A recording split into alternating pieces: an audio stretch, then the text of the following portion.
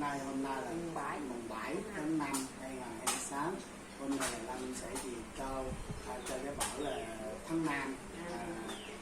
Đây là tổng số tiền là 700.000 đồng do Hoàng Thượng Quân hỗ trợ cho cháu.